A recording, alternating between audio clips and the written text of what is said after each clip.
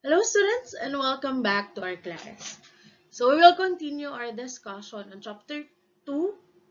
lesson 2 of chapter 2, sexual self.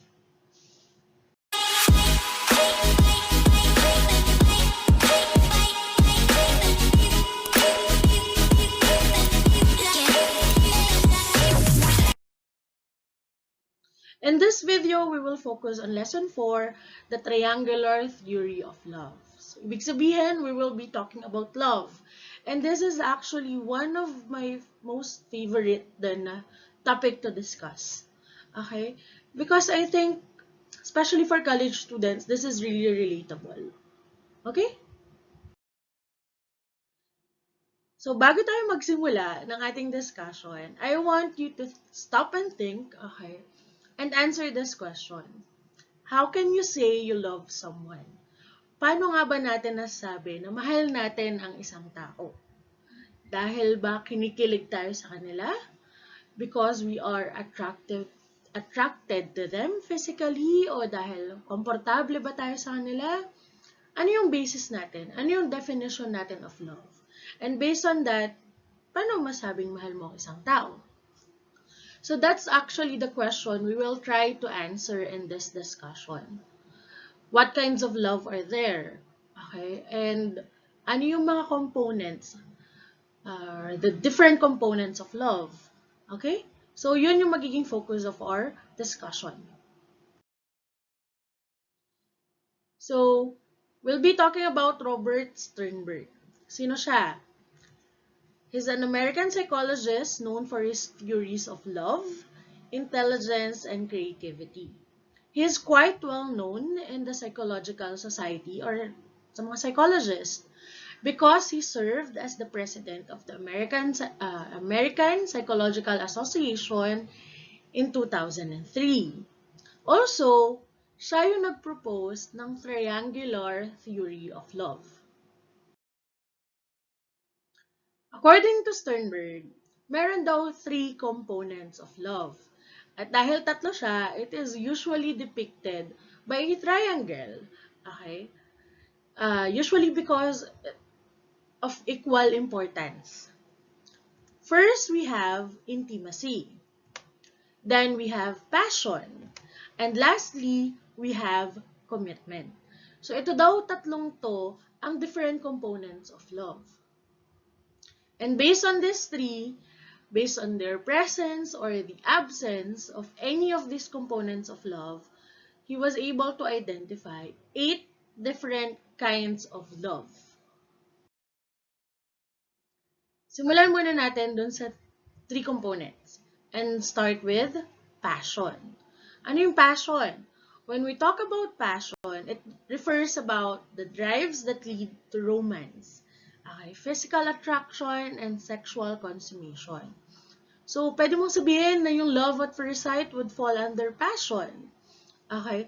That you are physically attracted to the person. And you would want to have a sexual relationship with the person. Okay? So, basically, when we talk about passion, we're talking about infatuation. Okay? You are infatuated with the person. So, according to Sternberg, importante daw yung passion sa love. Ibig sabihin, you are attracted to that person physically and sexually. Next, we have intimacy. Ano yung intimacy? Intimacy refers to the feelings of closeness, connectedness, and bondedness. Ibig sabihin, you are comfortable with the person. Okay? Kayong magkwento sa kanya ng mga stories or personal things about yourself. So, it's just like friendship. Ibig sabihin, you like the person. Maybe not physical or in a sexual way, pero you like the person. There's certain level of connectedness between the two of you. Okay?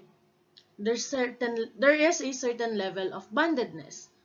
You can, usually, di ba, yan yung mga bagay na meron kang nakakausap magdamag o kaya nakaka-chat mo magdamag pero walang label, mga ganyan. So, mapapasok din siya under intimacy. Kasi, there's this certain closeness between the two of you. Na feeling mo, you're friends, okay?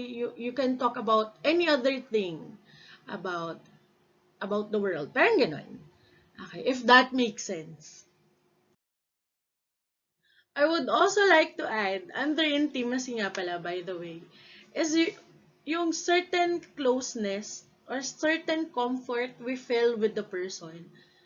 Di ba, minsan, meron ng time na kaya natin umutot sa harap ng isa't isa. Kahit gaano kabaho ang utot natin, kaya natin umutot sa harap ng isa't isa. So, it certainly shows something that we are already comfortable with that person. And that's a sign of intimacy. Okay? Just want to add that as well. And the last one is commitment. So, commitment naman refers to the decision to love and commitment to maintain that love. So, I want to highlight that. Bakit? Kasi dito, it's a conscious decision. You want to love the person or you want to stay in a relationship with the person. And aside from that, nag-decide kang mahalin yung isang tao, decided ka din to maintain that love. Kasi in terms of love, hindi siya one-time thing. Mahal kita ngayon. You should be dedicated to, maintain that love. Na after a year, after 2 years, you're still in love with each other. So that's part of commitment. Yung sinasabi natin, di ba, minsan yung mga cheesy lines, forever. So while you're in love, may forever. Pero pag broken-hearted ka, walang forever. Okay? So those are the 3 things. You have passion, intimacy, and commitment. So the triangular theory of love by Robert Sternberg is usually depicted like this. Okay? If you will look for an image ng triangular theory of love in the internet, I would think this is the best depiction of that.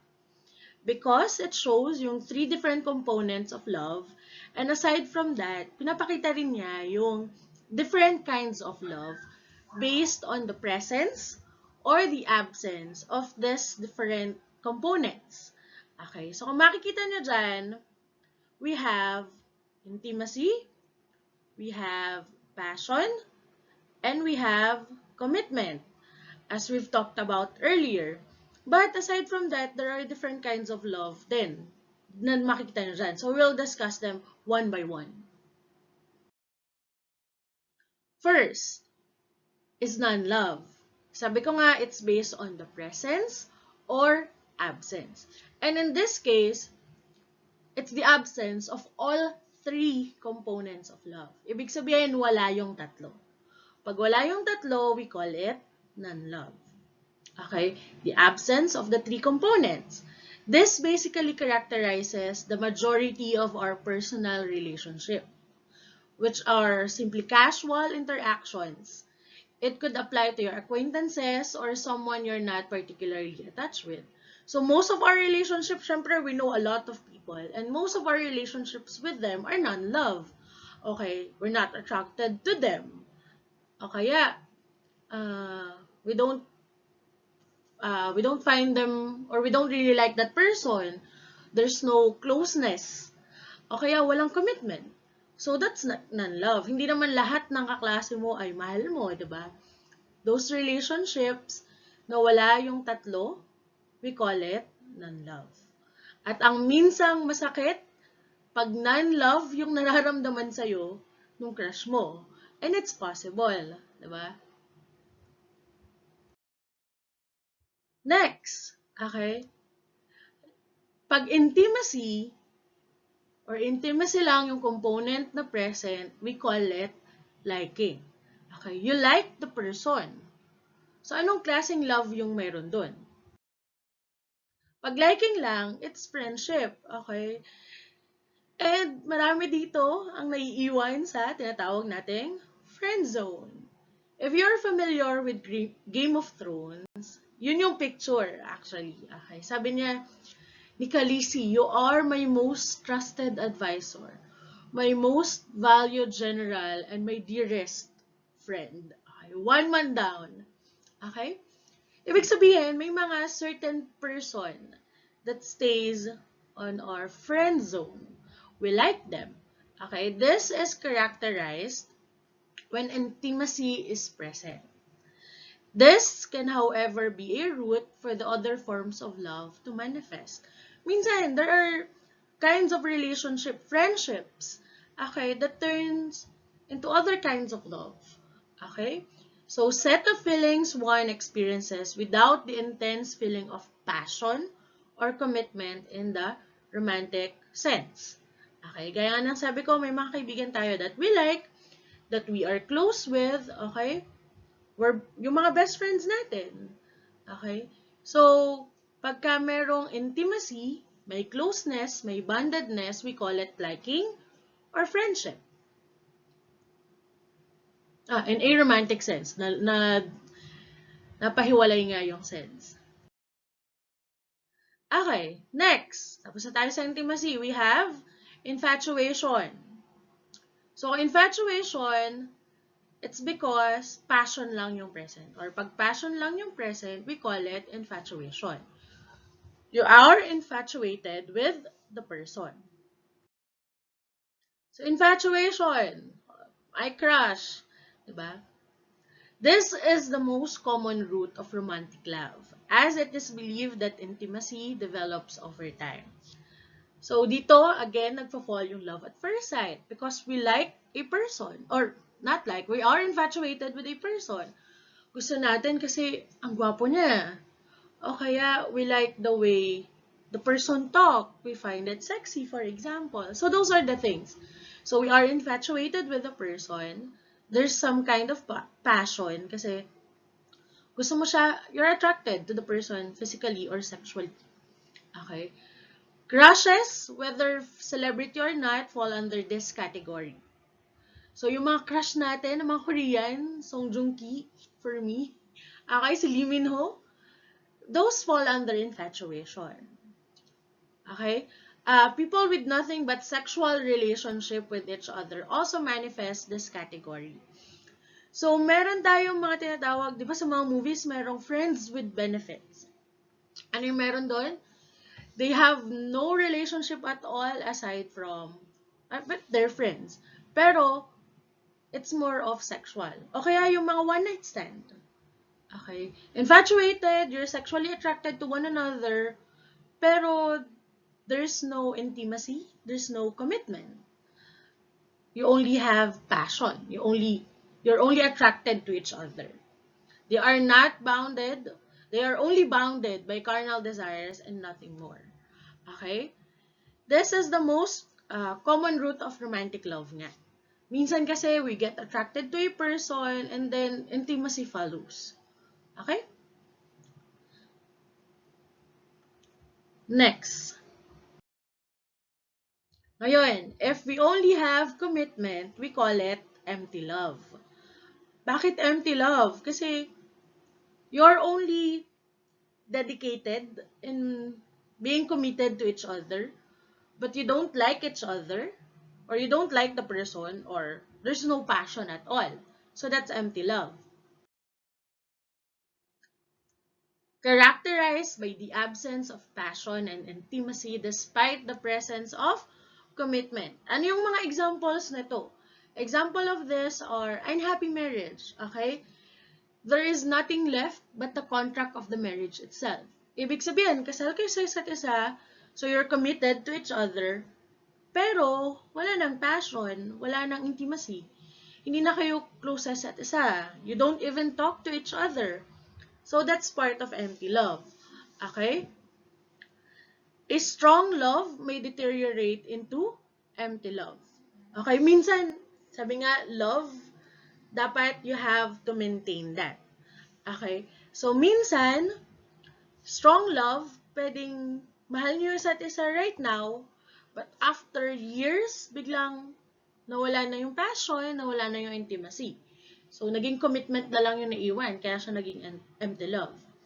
On the other hand, kung ibabalik na rin naman natin, may mga cases na arranged marriage, so merong marriage, empty love lang siya kasi you don't like each other, you're not attracted to each other, So, it's categorized as empty love.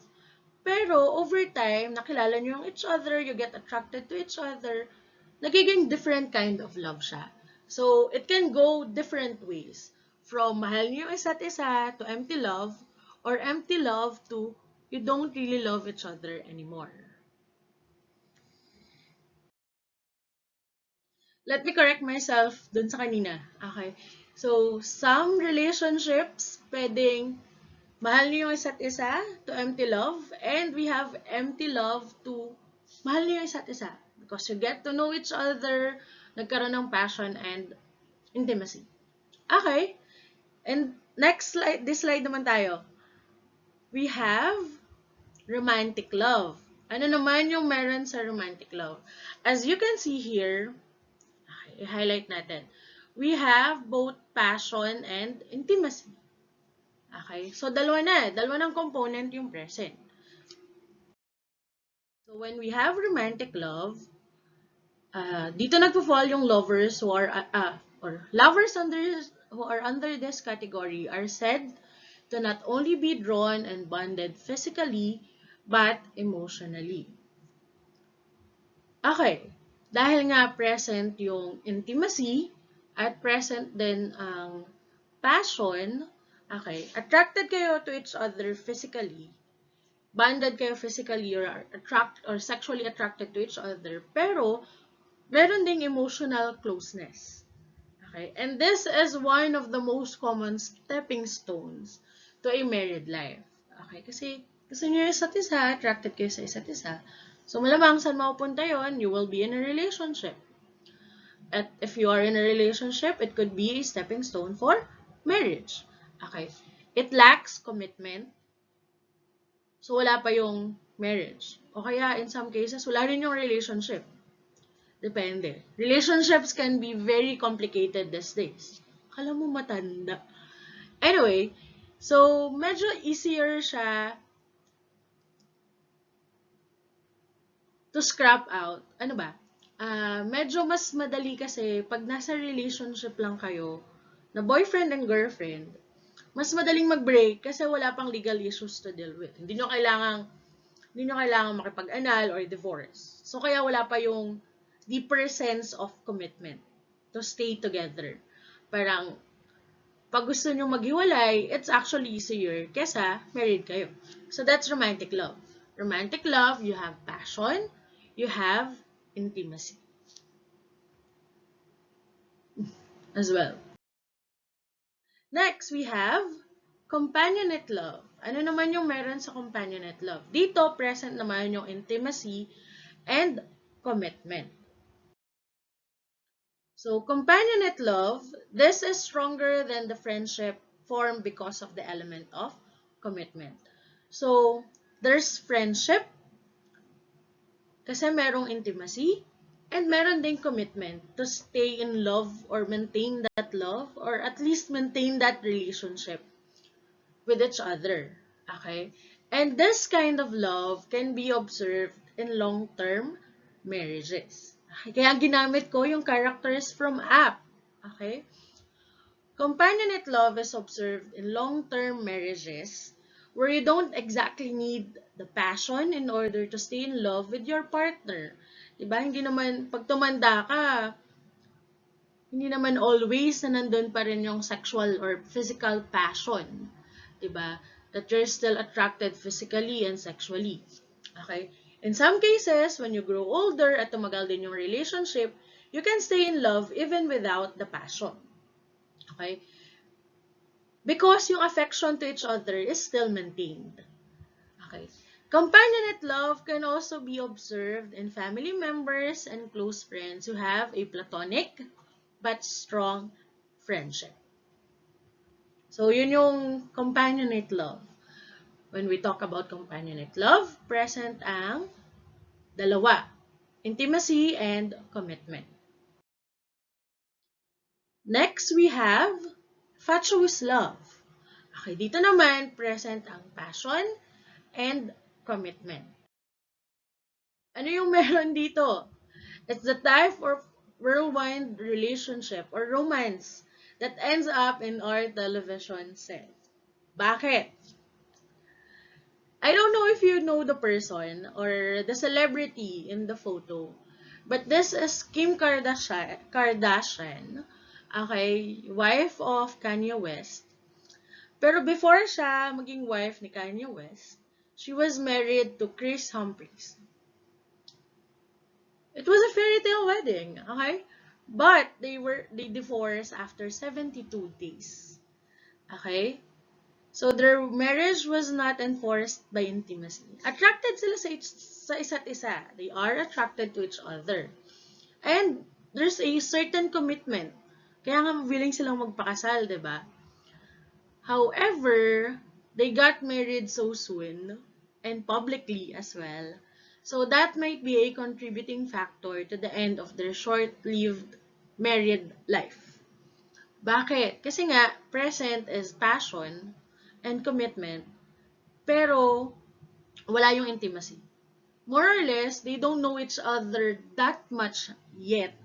So after marriage of 72 days, nag-divorce sila.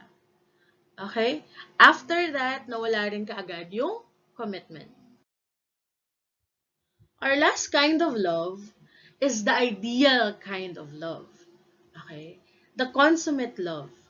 Bakit siya ideal? Kasi nandun yung three components of love: intimacy, passion, and commitment. So ano yung consummate love? This type of love sits at the very center of the triangle. Nakita nyo naman, di ba? Because this is said to be the perfect and ideal type of love. So, according to Sternberg, this couple will continue to have a great sex life, 15 years or more into the relationship. They cannot imagine themselves happier over the long term with anyone else. They overcome their difficulties gracefully and each delight in their relationship with one another. Isa-isahin natin yung statement na yun. Una, they still have a great sex life now even after years of marriage of the relationship. Bakit? Because you're still physically and sexually attracted to each other. Okay? Gusto nyo pa rin yung isa't isa? Nagagwapuhan pa rin or nagagandahan pa rin kayo with your partner? You're still attracted to each other? And then, they cannot imagine themselves happier over the long period with anyone else. So, ibig sabihin, there's certain intimacy because you're close with each other. Okay? Alam niyo yung level na chill na lang kayo sa isa't isa. Yung isa't isa na yung best friend nyo. That kind of love. And lastly, they overcome the difficulties gracefully and they delight in the relationship with each other. There's a certain level of commitment. Now, you committed with each other. Now, we will stay in love and we will stay committed to each other even after the years of relationship or marriage. So, yun yung ideal kind of love that we all want, diba? Attracted pa rin sa atin, nag-o-open sa atin ng mga nararamdaman or ng mga difficulties na na-experience nila, diba? They treat us as our best friend. And syempre, nandun pa rin yung commitment. So, yun yung kind of love na according to Sternberg is ideal. However, hiniwalay ko talaga to. However, it is important to note that according to Sternberg, maintaining consummate love is harder than achieving it. Because consummate love is not a permanent form of love. Bakit nga nasabi to? It's because yung tatlong components of love, intimacy, passion, and commitment, pag na-achieve mo yung tatlo at a certain point, nag-start kayo ng relationship, kinasal kayo nung part na yun, 1 year into marriage, mahal na mahal yung isa't isa. Present lahat yung tatlong yun. But the question is, can you maintain those three components of love 5, 10 years after? It's possible na may isa doon sa tatlong yun na mawawala. And when there's absence of any of the three components, that's already a different kind of love. It would be a romantic love, infatuous love, or other kinds of love. Depende sa presence or absence nila. Kaya sabi niya, maintaining a consummate love is actually harder than achieving it. Okay? Kasi pwedeng interested pa kayo sa isa't isa kasi bago pa lang. But upon knowing each other, ayaw nyo na. Okay, may nalaman kayong negative thing about your partner, ayaw nyo na. So, it actually takes effort, okay, to maintain consummate love. So, let's review. There are 3 components of love. We have intimacy, passion, and commitment. Intimacy, passion, and commitment. And according to Sternberg, there are 8 kinds of love based on the presence of or absence of these 3 components of love. We have non-love, liking or friendship, infatuation, empty love, and we also have romantic love, companionate love, fatuous love, and lastly, the ideal kind of love, the consummate love. Okay? So before we end this discussion, another words from Sternberg, passion is the quickest to develop and the quickest to fade. Intimacy develops more slowly and commitment more gradually still. So, kaya nga siguro doon na-develop yung term na love at first sight because passion is actually the quickest to develop. We can get attracted to a person very quickly, pero pwedeng mawala rin in an instant. Intimacy, di ba? Yung closeness, hindi naman yan basta-basta close na tayo eh, di ba? It develops more slowly. And commitment, gradually still. So, that I think is the best description of the different components of love. That's the end of our discussion. In our next video, ngayon, pinag-usapan natin is all about love. Okay, we'll talk about marriage and family naman after this. And then after that, we'll talk about, ano na nga yung next? Family planning. Okay, family planning. So, that's the end of our discussion. Thank you for your time and thank you for listening. Again, if you have questions, you can email me at arceliaslareteresa@gmail.com or arceliaslareteresa@ascot.edu.ph. Bye, class!